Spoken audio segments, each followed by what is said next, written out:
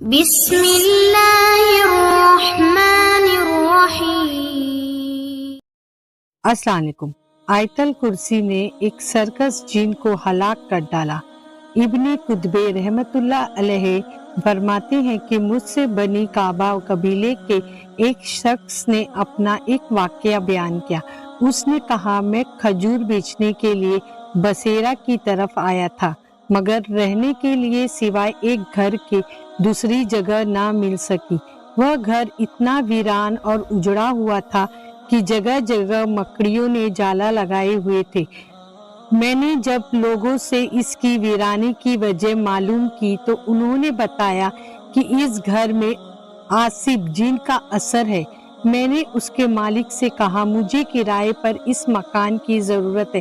مالک نے کہا، کیوں اپنی جان کھوتے ہو؟ اس میں ایک سرکس جن ہے، جو بھی اس گھر میں آتا ہے وہ اس کو ہلاک کر ڈالتا ہے۔ میں نے کہا کہ بس آپ مجھے رہنے کے لیے اسے دے دیں، اللہ تعالیٰ میری حفاظت کریں گے۔ اس نے میری بات مان لی اور مجھے مکان کرائے پر دے دیا۔ میں نے اپنا سامان لا کر وہاں رکھ دیا اور اس میں رہنے لگا۔ جب رات ہوئی تو میں نے دیکھا ایک انتہائی کالا رنگ کا ایک شخص میرے قریب آ رہا ہے۔ اس کی آنکھیں آگ کے شعلے کی طرح چمک رہی تھی اور اس پر اندھیرا سا چھایا ہوا تھا۔ اتنے میں وہ مجھے سے بہت زیادہ قریب ہو گیا تو میں نے آیت الکرسی یعنی اللہ لا الہ الا ہو آخر تک پڑھا۔ لیکن جیسے میں پڑھتا تھا وہ شخص بھی اس کو اسی طرح دہراتا، یہاں تک کہ جب میں واللہ یہود حفظہما وہو العلی العظیم پر پہنچا تو اس نے کچھ نہیں پڑھا۔ میں بار بار اسی کلمے کو پڑھتا رہا، جس سے وہ تاریکی یعنی اندھیرا ختم ہو گیا اور وہ شخص بھی۔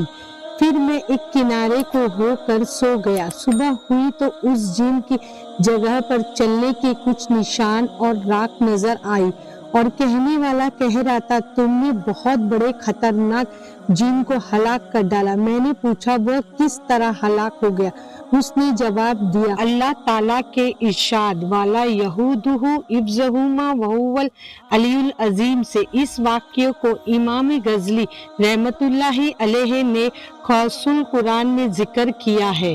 آیت الکرسی کب پڑھے؟ آیت الکرسی ہر فرض نماز کے بعد ایک بار ضرور پڑھے۔